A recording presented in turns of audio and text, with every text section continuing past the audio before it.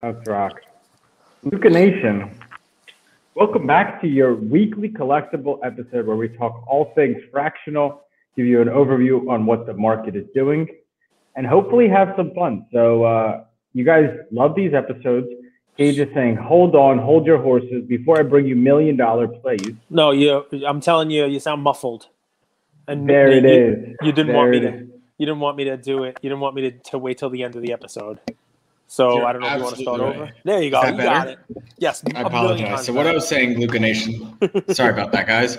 So welcome back to your weekly fractional episode sponsored by Collectable, where we talk all things macro, memorabilia, and hopefully we have some fun. So I hope you stay till the end. We've gotten amazing feedback on these episodes because we do try to keep them objective. We say when something's overpriced, we say when something's underpriced. We try to say it how it is. And oftentimes, you guys at Luca Nation tell us, hey, this play worked, this play didn't work, and we get feedback. We love it. Right off the bat, Cage, this is something I'm looking at. Hank Aaron, it's the most volatile card on the market. And if I was a day trader, I would be looking at this card. It's crazy, right? It's a PSA 8.5. There's not that many of them out there, right? Did I say something funny? No, you're right. It is. It's funny because it shouldn't be. It shouldn't be this volatile, and it is very interesting. It's an interesting chart, and it's just one of those things that just you wouldn't think it would be as liquid as it is. You wouldn't think there'd be as much activity on it. I mean, it's a cool card. Don't get me wrong. It's a rare card. It's the perfect type of card for fractional. Remember, there's a huge difference in some cards between an 8 and 8.5. You know, the 8 is in one realm, and the 8.5 and above are in a completely different realm. So, I mean, I love it. Go ahead. Talk about what it's done. Let me pull it up here. So, the last 4 weeks. So, down 18.3% this week. Previous week, it was down 10%. The week before, it was up 36%. The week before, it was up 17%. And week before that, 14%. So, this is a cool card, Cage. It's the same thing. If I was a day trader, I would be monitoring this card. If I see it sold off too much. What's interesting about this card, Gauge, there's not a lot of comps, right? So I think the volatility speaks to kind of price discovery of sorts. People don't know what it's worth. They can't go on eBay and see what this is sold. There's not a lot of comps out there on Golden and things like that on auction houses. So people are trying to price it weekly. And oftentimes that causes it to be oversold, and their loss could be your gain. So that one stuck out to me right off the bat for like watch list. Crazy. Click. Yeah, 100%. And listen, just a quick pause because we jump into the cards and stuff. I love being able to do this episode. It's something different. I love it. I consider you and I'm going to give myself a compliment here, to be Renaissance men. There are hobby people who are just hobby people, and they can give you what they think a card is worth. They can give you a value of a card maybe, and, have Ken Golden on their show every now and again. And, just say, hey, hobby, and give you really no value at all. No value. Truly no value. Truly no value at all. But where are you going? You know what we do? Everything. And people trust us to do everything. Trust to do everything. Renaissance men. Not one thing. Everything. Haven't you heard the whole thing? Jack of all trades, master of none. Well, I gotta tell you something, man. We're the master of all of them. All right, so that saying doesn't apply. So in any event, I love doing this stuff because it's nice to wear all these hats. It's nice to have people trust you to wear all these hats, and it's also nice to go ahead out there and have our community trust us with this information. So yeah, I mean, I love it. I love Sunday. I don't do nothing on Sunday. I don't wake up after doing a bullshit live. On Saturday and then do nothing on Sunday. Sunday I come out and we do whatnot. Sunday I come out, I go 10-4 on my picks. Right? We do auctions, we have fun, we make our audience laugh. I wake up and do that. Sunday night, come out here, we do fractional. Right? We come out here, we do the episode of Collectable. This is Renaissance man stuff. Right? We're playing in the pros here. We're in a different league. So anyway, let's talk pro stuff, right? Let's talk about this stuff. What'd you have for dinner? Let's talk. I had breakfast for dinner. I did like a little breakfast for dinner fun. It was a good. Why would you even have anything other than breakfast food? I get it. Dude, it was awesome. Let's add some value. I had French toast. I had bacon and cheese omelet. I did a little hash brown action. It was a good time. A little breakfast for dinner. No, but I'm going to throw it out there. This will surprise everybody. So I have a bunch of things to talk about on the fractional, but there's one item. You can pull it up for me if you like, right?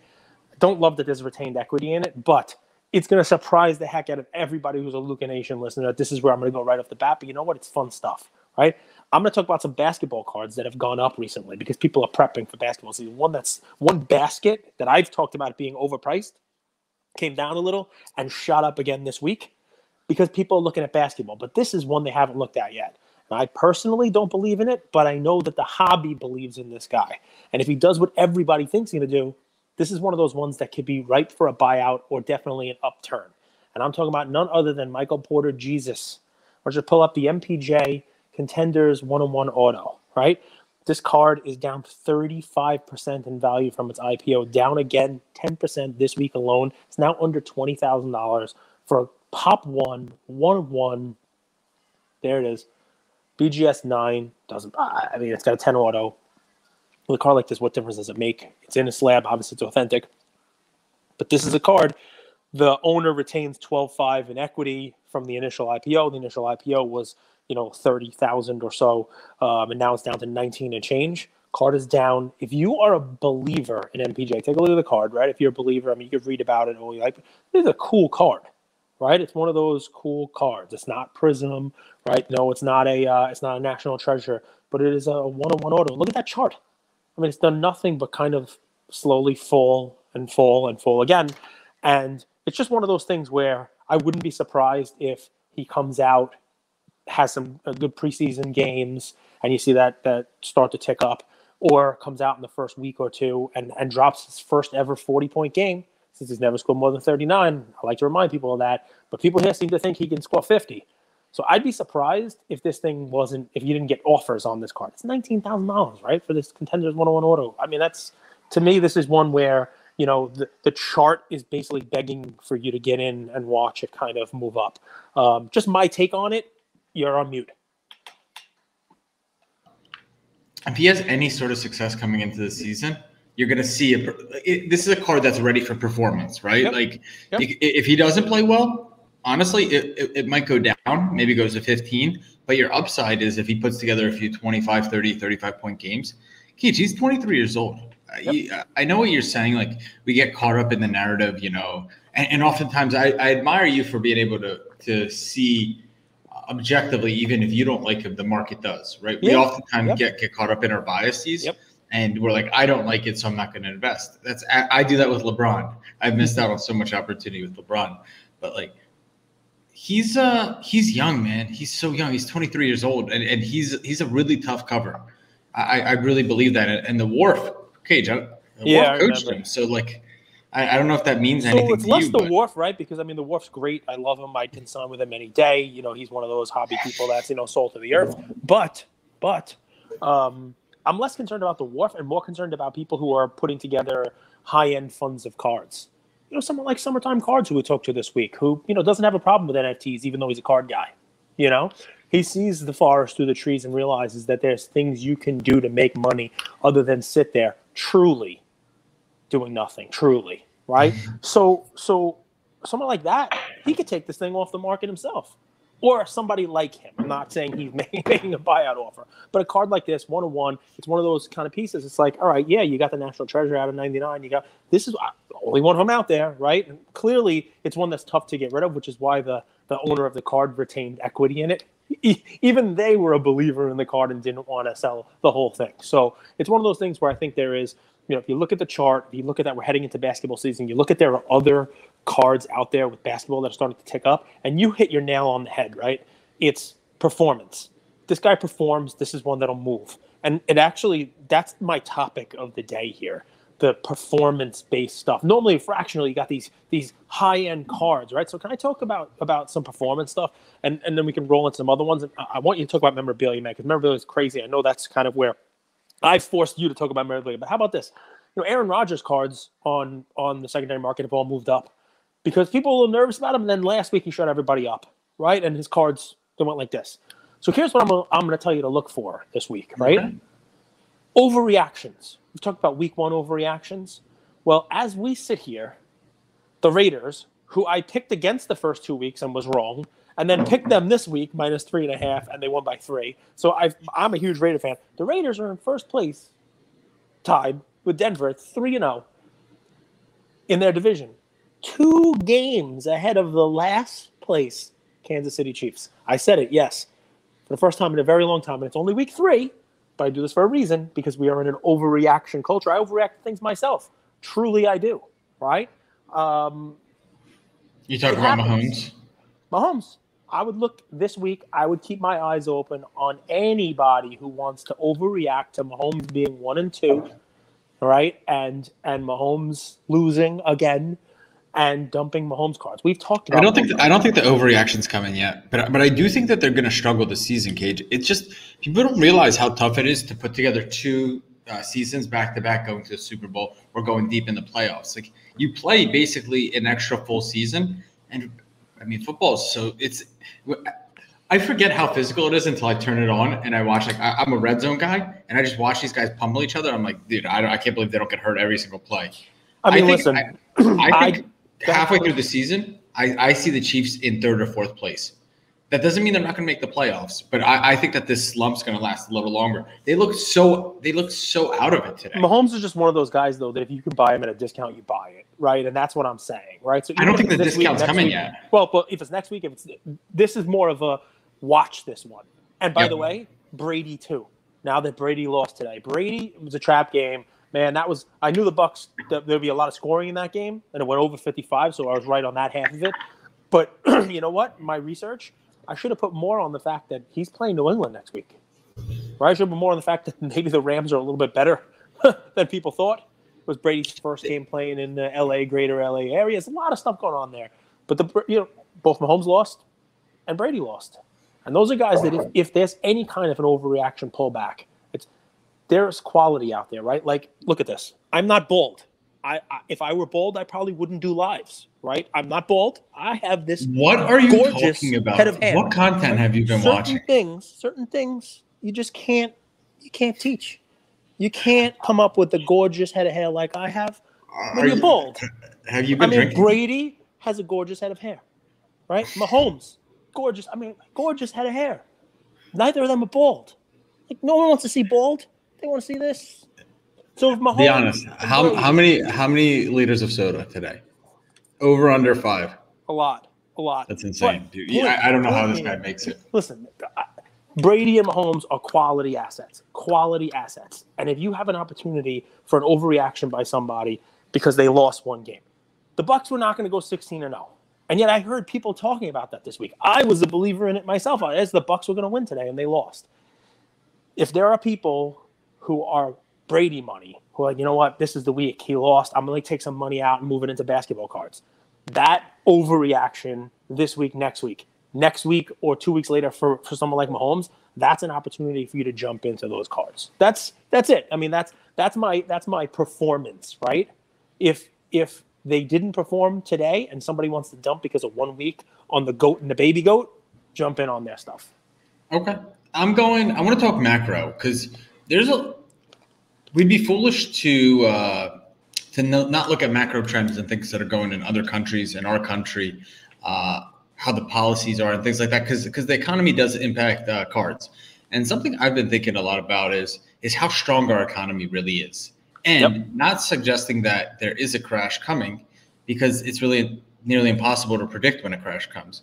It's more, what behavior would I want to have if a crash did happen? What would I want to be holding?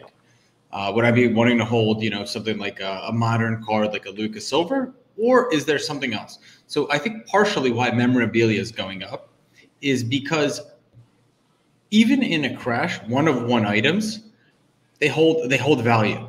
Another thing that holds value in a crash is cash. So I actually wanted to speak to this, right?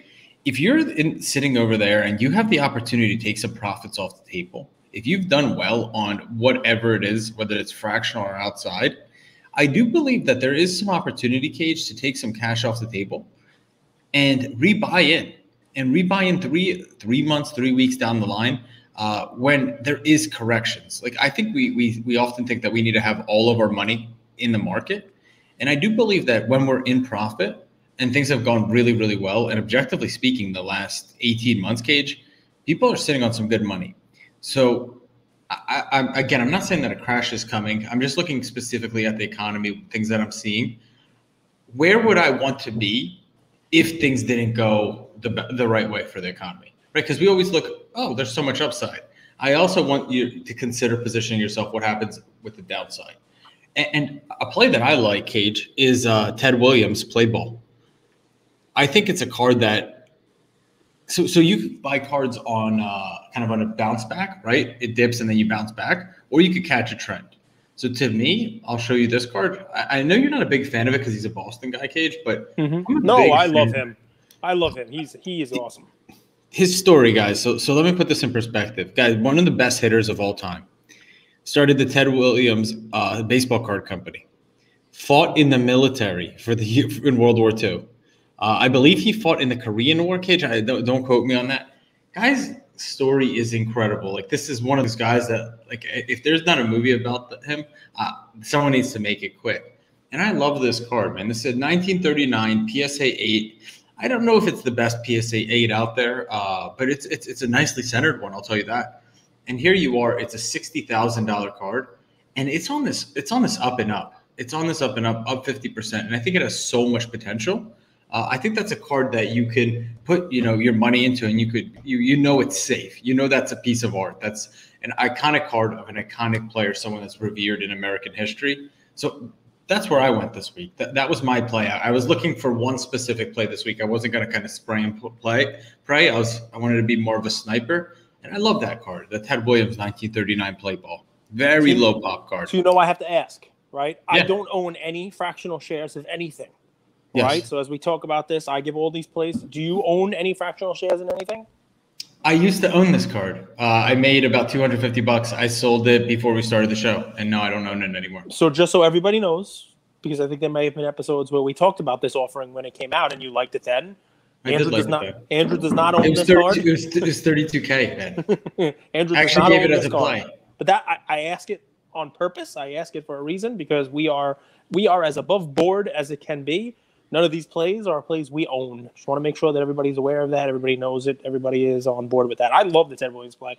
As a Yankee fan, it doesn't make a difference. I mean, he's one of the greatest hitters, if not the greatest hitter ever, and a Patriot, and lost, years of his prime. Just imagine what he could have done, had he not done that, and just talk about how amazing that is. Can you do me a favor? Can you pull up for me the basket of Zion, Ja, Luka, and Trey that we talked about? There's 2 of each of their silvers, and take a look at what's gone on with that bad boy. Because this is another one. It's kind of where I went with the basketball players, right? Like people are getting ready for basketball. We talked about this play. I think it was back at the end of August, one of the first episodes that we did for Collectable. I think I might have even been in Disney World when this one came up. Look at. So it's not tremendously surprising, right? It was a little bit of a dip. I said this is overpriced, and now look at the last week. Let's move it back. I think Collectable could do some work on this chart. Like, if you guys could add some dates, it would be really, really nice. So if you click on the top, you can see 1 week. You can click 1 month. So up in the top, I know, but it'll show you. I would like to know what date this was. Like, you can click in. Okay, so I'm sure they're listening, and they'll take a look at it. But to me, this is a good indicator that people are starting to put their money back into basketball. Yep, right here. And not even really looking, because this is one we talked about where the cards that are in it just simply don't add up to the market value that's there. And the Luka has gone up. Remember, we were talking about the Luka was like 4 and change. It's, 5 and change. I even saw some going for 6. But even that, what's the market cap on this right now? 44. 44. I mean, so how do you get to that? How do you even get that price? You got 2 Lukas at about 12, right? If you give the high side of 6 each, I mean, it'd be very difficult to get to 44 on this, and yet it has moved up there. And that's just people who are taking some money off the table and say, you know what, I'm going to move my money in fractional into this, and they buy this. It's people who are investing in this and say, I want to move my money to basketball. This is a nice, easy basket to move it into, and probably didn't even look at what the pieces add up to. Cage, it's one of those things where if you want to invest in a silver, but you don't have, $20K to buy all these guys individually, all the time. You're also kind of like agnostic. You're not a Luka fan, you're not a Zion fan, but you want to have some modern kind of exposure. I think that's where people look. They're like, I'm just gonna make a play. They don't even look at the price. You're absolutely right. So this one was less about that. I mean, it was more, it was more the behind it, right? That there's people are putting their money in basketball now, right? So that's kind of why I said, all right, let me look at that MPJ, which is down yet. People are going to first put their money in Luka and Zion and and Trey and Ja, the big guys that were out there, rather than trying to put their money into Michael Porter Jr. Although that will follow, right? That's where I'm going with it, right? That this is one of those things where people see the name, they see the headline. One more in this category, although I kind of like this one, and it's one we've told you to keep an eye on.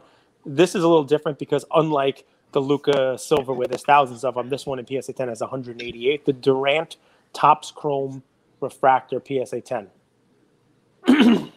While I'm pulling it up, Cage, one thing I do want to say is in this top four, Luka, Zion, Trey, and Ja, don't be surprised if Ja falls out of flavor this year. Don't be surprised because I think Michael Porter Jr. could be that top four player. And I think I really am not a Ja believer, Cage. I've said it before. I mean,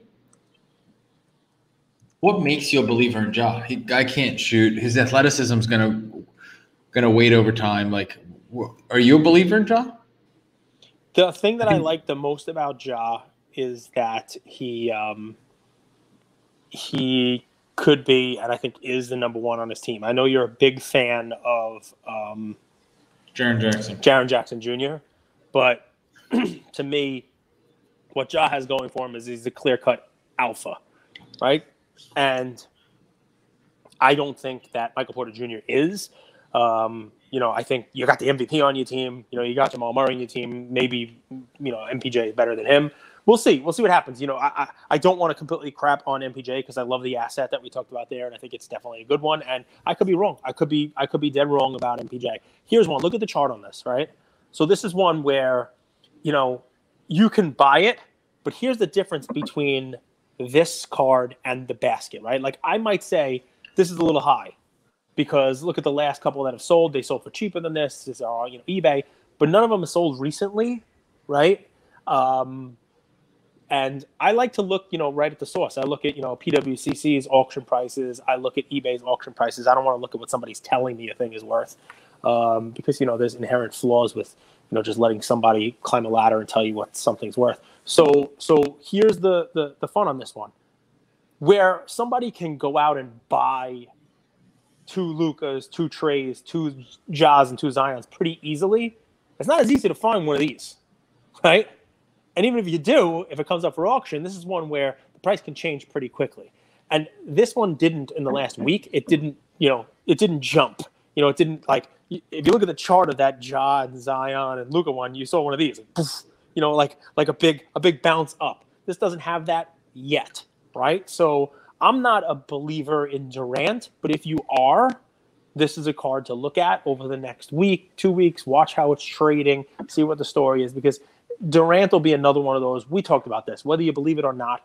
The talk coming into the season is it's going to be the retooled Lakers against the Nets in the finals. Whether it comes out like that again, whether it comes out like that is a different story, but that's going to be the narrative going into the NBA season. It's going to be the old OKC, the old Thunder team playing against each other. It's Westbrook on one side with his new friend LeBron, and it's going to be, Harden and KD on the other side with their pal Kyrie, who used to play against LeBron. It's the stuff movies made of. So this is just one of those where there's just not a lot of them out there. And it's one I could see somebody taking it off the market, potential buyout, or just, people starting to buy it up just because, like I said, I think it's 188 or so of those in PSA 10. So lots of fun stuff, right? Basketball, money moving into basketball. You can see the top name guys starting to move up. The Durant hasn't done that yet and go one level lower. Michael Porter Jr. on the downswing. But a lot of hobby love for Michael Porter Jr. has not yet equated. It has not yet carried over into the fractional space. So that's one, if I were to pick one where I'd be, potentially looking right now this week, that Michael Porter Jr. would be it. Cool. What else? Love it. Anything surprise you about the numbers? I'll tell you the biggest surprise for me from last week's trading was that the basket of Hulk Hogan and Andre the Giant moved up. Only because I've talked about that, how hard it is to price that. But after I looked at it a little bit more, the card prices of those guys have all gone up And if you we had David Peck on, his first guest we ever had on our show over a year ago, knows his wrestling cards. He tweets about them all the time.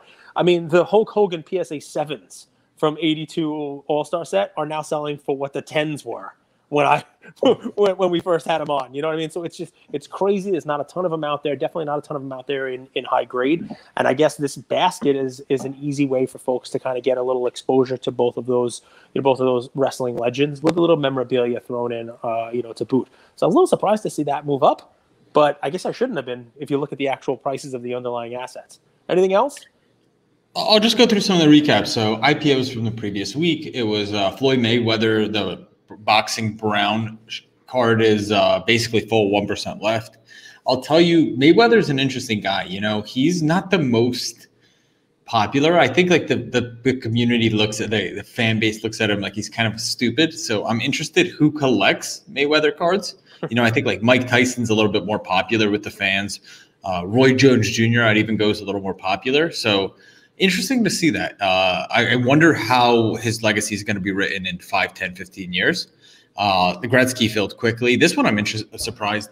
The Willie Mays jersey memorabilia is basically going, across the board. It's up 30% year to date, up 15% in the last week, and the Mays jersey didn't fill. So that's very interesting. Getting into the IPO this week, Cage, Mookie Betts, purple refractor Bowman Chrome auto out of 10. That's IPOing for 88K. Yep, and then the Cristiano Ronaldo, I think it's a 1 of 1. It's this like Prism signature yellow and green. It's an interesting card, but that one's IPOing for 255. So interesting, going to be interesting to see this week. Very, very interesting week of IPOs. Mookie Betts, Cristiano Ronaldo, and then I don't even know exactly what it is. Let me read it. So it's Chicago Bulls United Center Court. But there's no picture. There's no link. I guess they're setting it up now. It's like the bench hardwood floor pieces and cool stuff. Listen, there's interesting stuff, right? So let me just throw a couple little nuggets out there at the end for people who are looking. Things that come off of IPO and trade for the first time are interesting. There was a basket of Acuna with BGS 10s, including a gold BGS 10. I think the number at 50. Which has 3 out of the 4 subgrades 10 with a 10 auto.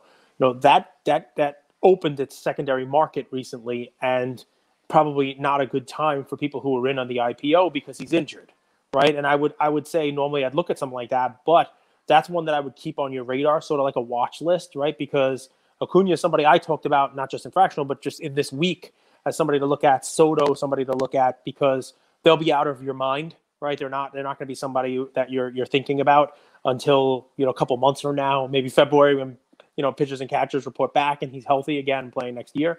So something like that, you might see it start to, it's already open lower than what the IPO was and head down. Might be something to look at.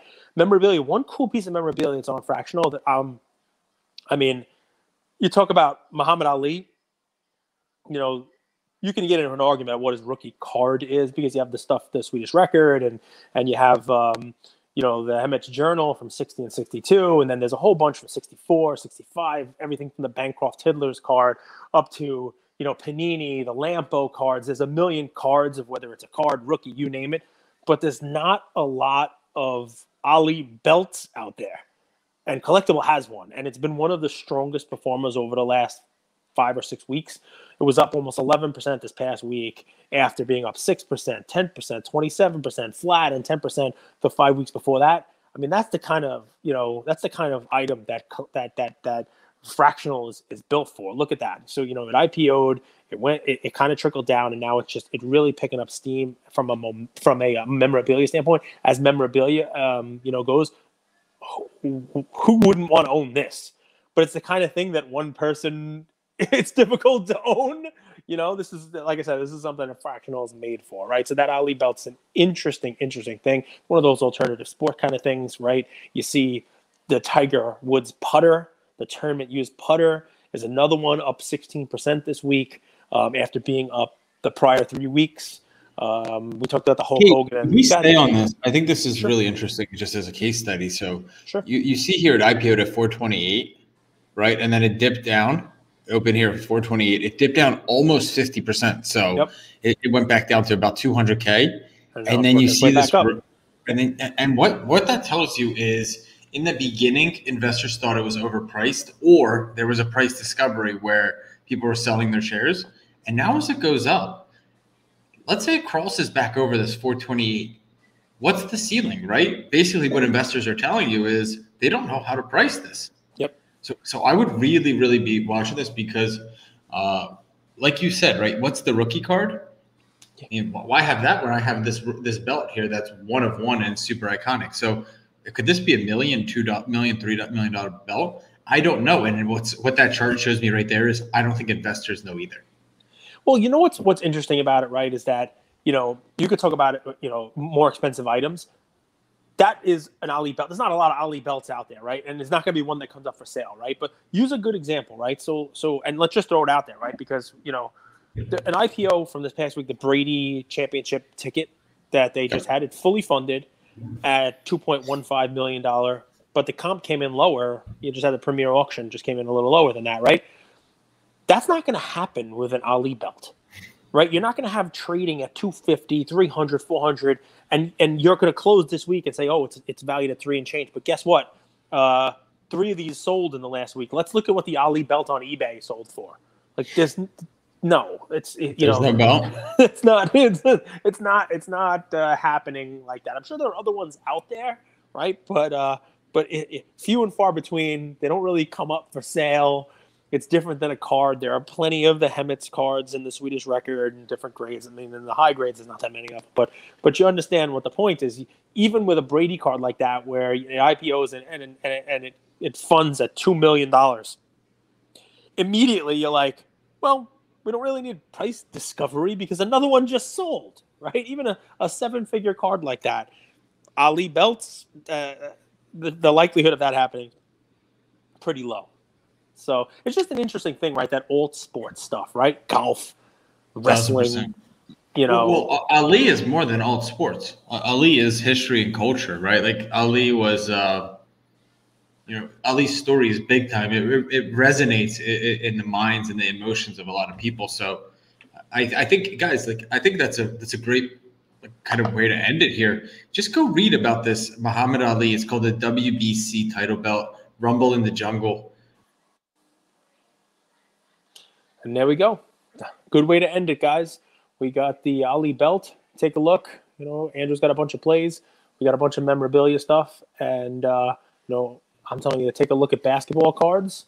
And, some of the high-named basketball cards, the names you'd look at, they're heading on the way up. Somebody who, if you're a hobby person, Michael Porter Jr., people who, might be investing in fractional shares, who are not, in the weeds, watching the games and know what a talent Michael Porter Jr. is, that might be an opportunity for somebody like you who, might be listening to some hobby content like this to see a bargain there. You want to finish your thought on the Ali belt?